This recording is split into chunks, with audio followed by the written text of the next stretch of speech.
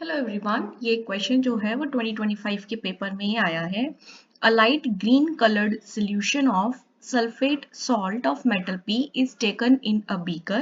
A rod of another metal Q is put in this solution as shown in the following figures.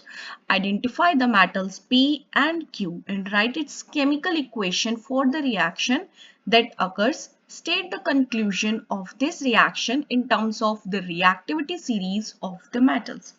अगर हम यहाँ पे इन दो beaker की बात करें तो हमने जो सोल्यूशन लिया है वो लाइट ग्रीन कलर का लिया है विच इज PSO4 और जो हमने टेस्ट ट्यूब लिया उसके अंदर भी एक हमने मेटल लिया है Q। ठीक है, अब हम उसको 1 घंटे बाद देखेंगे तो होगा क्या, यहाँ पे जो सोल्यूशन है ना वो क्या बन जाएगा, QSO4 बन जाएगा और एक कलरलेस सोल्यूशन बन जाएगा। और टेस्ट ट्यूब के अंदर क्यू है ही यहाँ पे, तो हमें मेटल्स को आइडेंटिफाई करना है। तो जो लाइट ग्रीन कलर का सोल्यूशन होता है उसको हम बोलते हैं ferrous sulphate which is FeSO4 और ये किस कलर का होता है, ग्रीन कलर का होता है।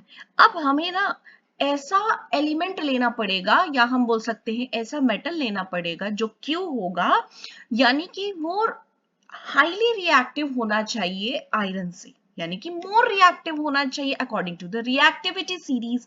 तो आयरन से जस्ट ऊपर कौन आता है यहाँ पे, वो है जिंक। ठीक है, अब जिंक जो है वो मोर रिएक्टिव है, जिंक मोर रिएक्टिव है।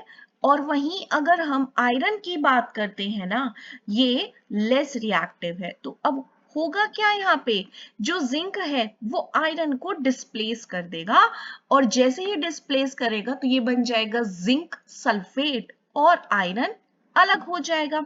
और जिस वजह से जो सोल्यूशन का कलर हो जाएगा कलर लेस, सोल्यूशन कैसा हो जाएगा, कलर लेस हो जाएगा। तो P जो है यहाँ पे, P जो है यहाँ पे वो है आयरन। P क्या है यहाँ पे, आयरन विच इज Fe और Q क्या है यहाँ पे, जिंक।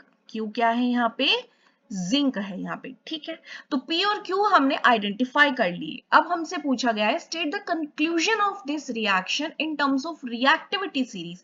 तो हम क्या कंक्लूजन ड्रॉ करते हैं, तो कंक्लूजन यही होगा कि जो जिंक है वो मोर रिएक्टिव है और वहीं जो आयरन है वो लेस रिएक्टिव है।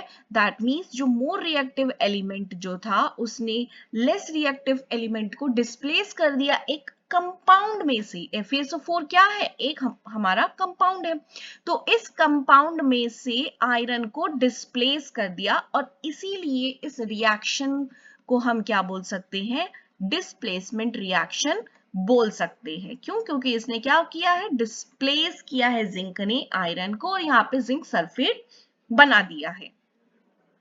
ठीक है,